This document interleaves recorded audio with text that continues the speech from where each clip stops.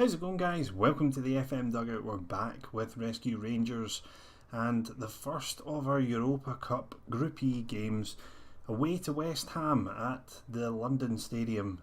I don't know if that is actually the name. Is that what it's called? I don't know. I don't profess to be an expert on it. But anyway, we are here for a European match. I couldn't resist doing it, to be honest. I looked at the fixtures and yes, I did say Bursaspor, so I got a bit of a run in the league. But, you know, with it being an all-British tie, it's obviously going to be of interest to the viewers, and also I'd like to do a live com on it as well.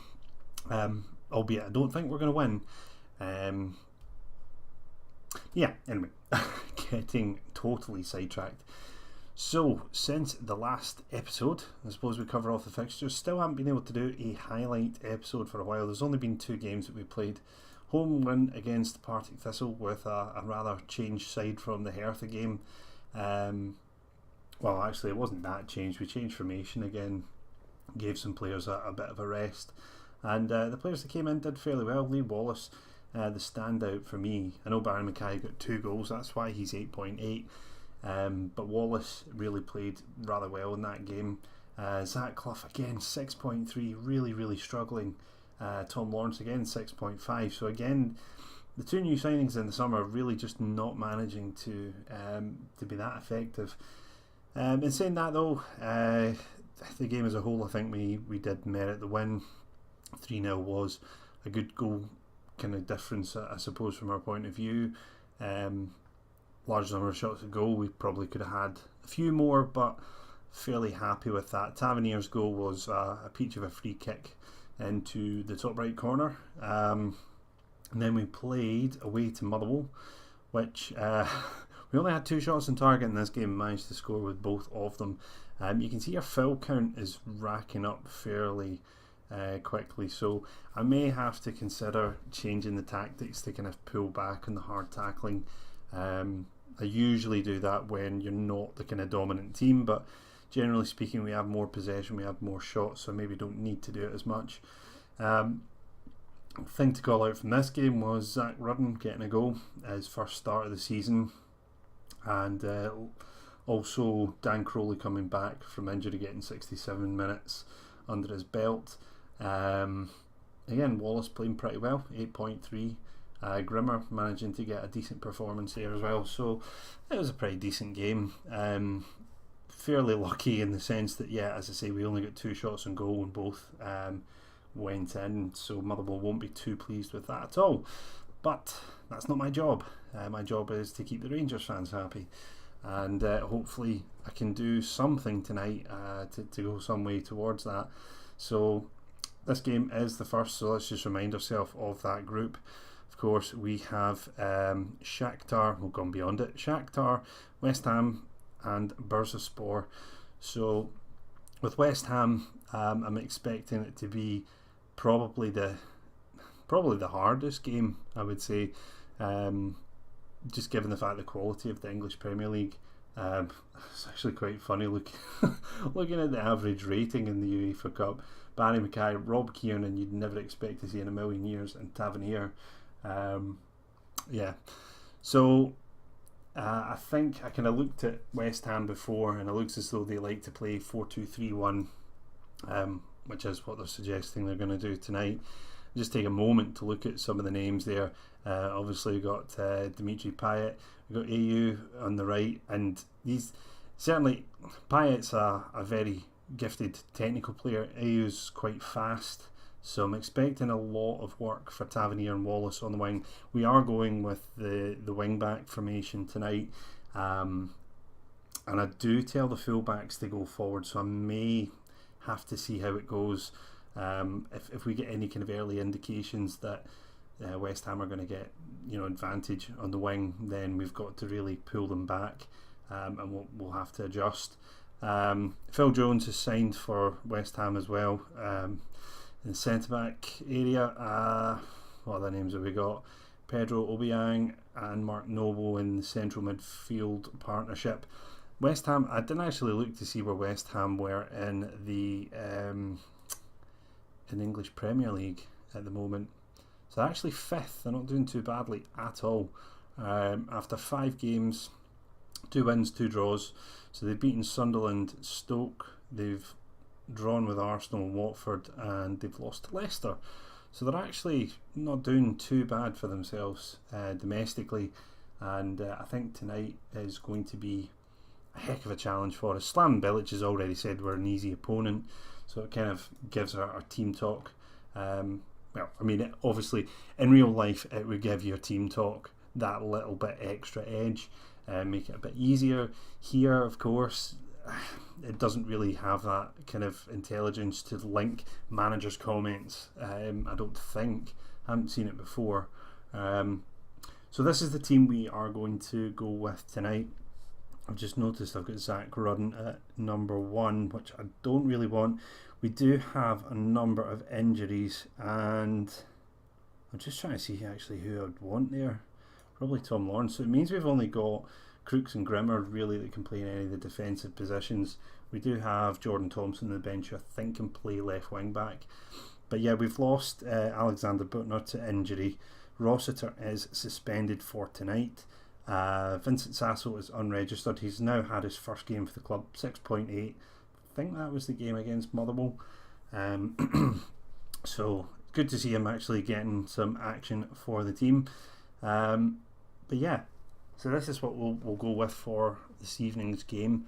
Rob Kiernan obviously still getting in. I had thought about swapping Kiernan out for Sasso in Europe, but given the fact I just don't know what Sasso's going to be like, it's too big a risk. And Wilson's actually well, certainly in terms of the overall rating, it's Cooper who's not the best, but certainly the last 5 games, central defence have actually been really well. In fact, even the fullbacks / wing backs are playing well. So the area I think we're struggling in most is up front. So Clough and Garner getting the nod tonight. Clough playing as a false 9 to try and bridge the gap between the midfield. Similarly, we've got Crowley as an advanced playmaker to try and kind of bridge that gap. And instruction wise, looking to exploit the flanks, hit early crosses, and passing it into space is a clear indicator for me tonight to try and stay away from kind of congested areas of the pitch. So yeah, I think this is probably the best kind of team we can go with tonight. There's my OCD kicking in. I always have defenders and goalkeepers in those positions, midfielders and attackers. Just, I don't know why. It's not superstition, it's just pure obsessive kind of behaviour. I don't think there was any other news that we had really. Yeah, I might as well show you Zach Rudden's stats actually, because that's one of the things I was kind of really quite happy with when he got picked for the other game. Still 17 years old, and you look at some of these skills. We are working on his composure, which is getting better. Off the ball's double figures, first touch, finishing, anticipation, yeah, ideally we'd want that a bit higher. Quick, he's fit, he's agile. I think there is a really good player in the making here for Rudden, and I really want to try and get him in this first team more. I did look at trying to bring in a striker just to kind of help us on our way to challenging for the title domestically. Nothing went through. All of the loan deals, just looking for too much wages and monthly fees as well. So we're not in the financial position yet to be able to do some of these things.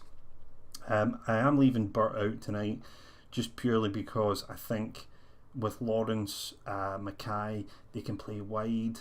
Similarly, Thompson can as well. Waghorn can, so there's just a lot more flexibility picking those players, whereas Burt very much is just that central midfield area. Okay, so enough blabbering from myself. Let's get on into the match, and yeah, should be a good one. And out of the other game, maybe a draw is what we're hoping for. Shouldn't really be looking at other teams, to be honest. Okay, so the pundit is actually going for us, even though West Ham are the favourites. So, what do we want to say? Perform to high standards. There we go. Okay, so we are definitely going with 4-2-3-1 for tonight.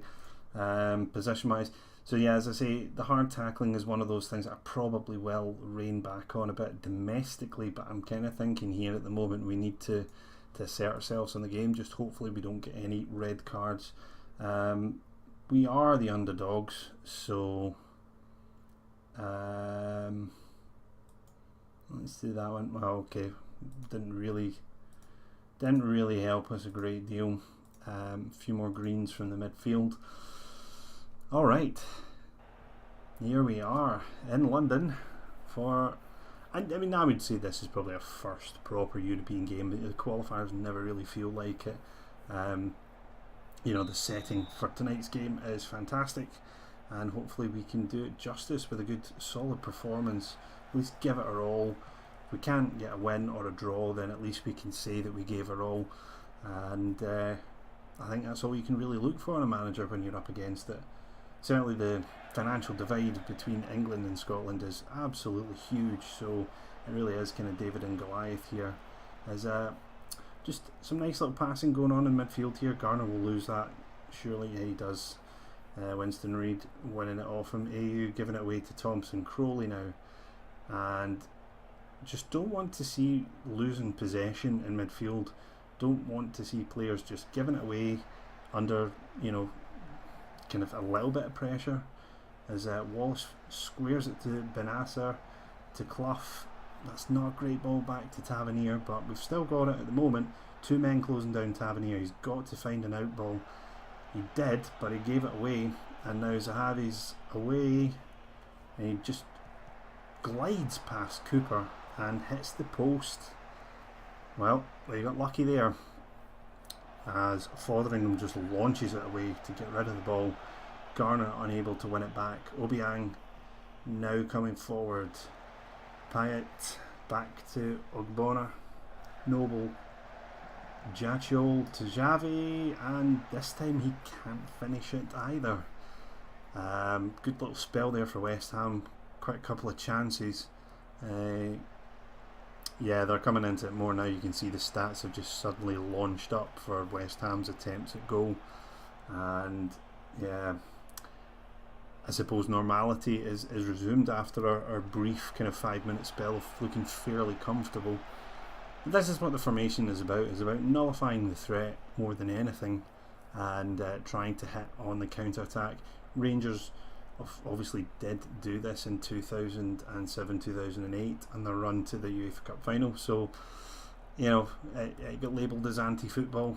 It probably is, but you know, you're not here to basically entertain everyone. You're here to kind of get results and be successful, and it's just trying to level the playing field really, as Kiernan plays it forward, just giving it away to Jones. Obiang wide to AU. Overlap is there, not spotted. Payet just holding it up. Nice play from West Ham here in tight spaces here, as it gets rifled into the top left corner by Kujachol, and that's us 1-0 down. Just 5 minutes before half time. It would have been really good to make half time at 0-0, but I suppose you could say the writing has been on the wall a little bit. Still not really getting a lot of penetration from the wide areas. It's a fantastic strike there, right in the edge of the box. Fotheringham with no chance whatsoever. Possibly we invited it on ourselves sitting in deep, but I've seen this squad getting picked apart with having a defensive line that's too far up. Players are not really playing that well, so let's just see. It's gone down fairly well. Most of the players responding as I would have hoped. Zach Clough's actually playing not too badly in this game. Dan Crowley is struggling a little bit. I mean, in terms of the formation, we could potentially pull Thompson back, but that's going even more defensive than I would hope to do. Yeah, we're really not getting a great deal out of Wallace either going forward. Tavernier's not done too badly. It's a tricky one, because I am kind of thinking about Lewis Thompson here to go to a kind of 4-1 3-2, I guess, or even a diamond potentially. Just something a little bit different, something that they're maybe not expecting. Danny Wilson not having the greatest of first halves, nor was Kiernan. To be honest, I think I'm going to drop Kiernan for this kind of audacious move. The question is who to change, because what I'm looking at basically is this kind of formation here. Pull Tavernier back, right? So this is what I kind of want to go to. I think Crowley would play fairly well there, or I could put him in one of these positions. Actually, let's put Benas. Thompson's probably better. No, it doesn't really look as though anyone really likes playing in that position. I know Matt Crooks does like playing there, so maybe what I should look to do is just bring in Crooks. Kiernan's actually not too bad in that position, but I think Crooks would be better suited to it. Yeah, we'll go with Crooks there. So this looks, I guess what we need to do with Crooks is get him to man mark Payet. Oh no, it's not Payet there, is it? So obviously we had Jachil getting that goal there, finding the bit of space. So maybe with Crooks marking him, mark tighter as well. Short passing from him, because I know his passing isn't particularly great. So that might give us something there. Crowley not playing that well, but I know when he played in this position before, he pulled out a fantastic performance. But we do have options, so we'll maybe give him 10 minutes of the second half and see how it goes from there. Probably still want to look at counter-attacking, and maybe not exploit the flanks. Actually, one of the other things I wanted to do here was to play it out defence rather than just kicking it up the park. And our plan is scuppered 1 minute in, as Jachil gets his second goal of the game, second goal of the season, and our hopes of getting in and out of this game have just pretty much evaporated with that chance there. So let's see if we can pick what happened. Yeah, nobody picking up the man really there, and you're a bit fortunate, I suppose, with the rebound off the crossbar, but that's football. That's sometimes what happens. But I think what we need to do now is decide whether we want to avoid getting embarrassed, or actually try and get something out of this game. And I would quite like to get something out of this game. It's a risk. It certainly is a risk. We're kind of getting taken apart a little bit. 4 shots on target though. If on a different day we had managed to get them in, who knows what would have happened. But my goodness, we're seeing some players struggling now. Lee Wallace on a 6.2. That's about as low as I've seen anyone in this series. Just gutted Butner wasn't available there. Crowley really struggling there. So we'll go with Barry Mackay and Garner as well, looking out of his depth. I would have brought Wallace off if I had options, but I don't. So we'll just have to go with these and see whether we can change anything around at all. Obviously with the formation we're trying to nullify Jachil. It hasn't really worked. The 2 central midfielders squaring off there. You know, having the 3 attacking players in this space should have been enough to create something, and maybe what I need to do is to try and kind of go through the middle and yeah, running at defence is going to be no good. The level of quality from the West Ham players will be that much more than our own that it'll be difficult to expect us to beat them one-on-one.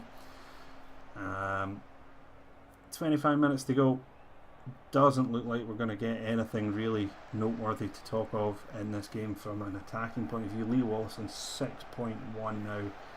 I cannot wait to get Butner back and into that starting lineup, as it just looks like a real 5.9 now. Not good. Okay boys, might as well overload the last 10 minutes. See whether I can get any kind of chance, I suppose. pump the ball into the box, go route one. Just very much outclassed by the better team today. I don't think the formation was that off. It seemed to work in the first half. But it was just a very good goal. Zach Clough didn't have a good second half either, 6.3 from him.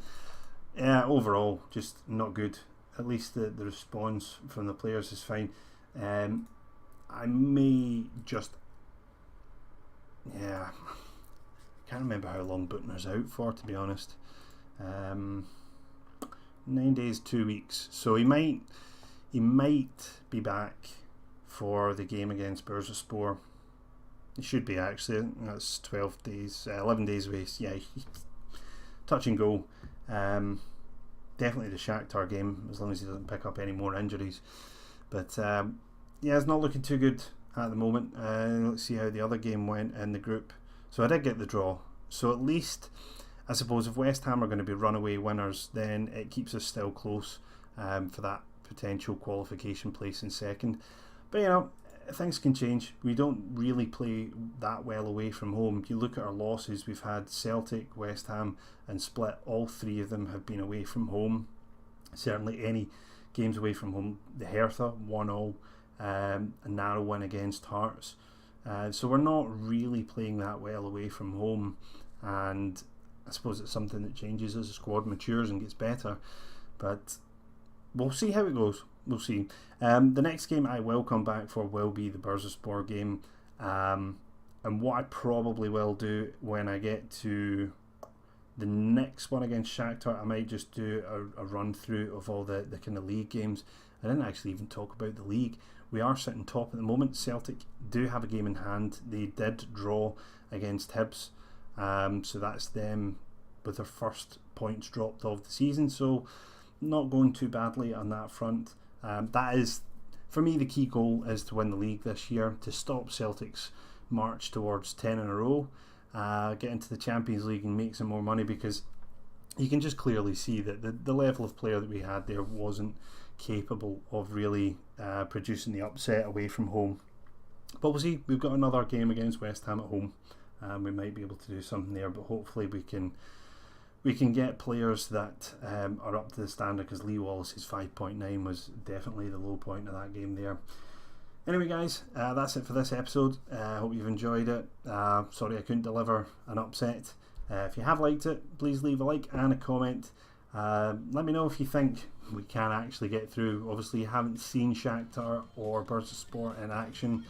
Maybe you'll get a better idea after the next episode. But as ever, thank you for watching. And until the next time, I'll see you when I see you.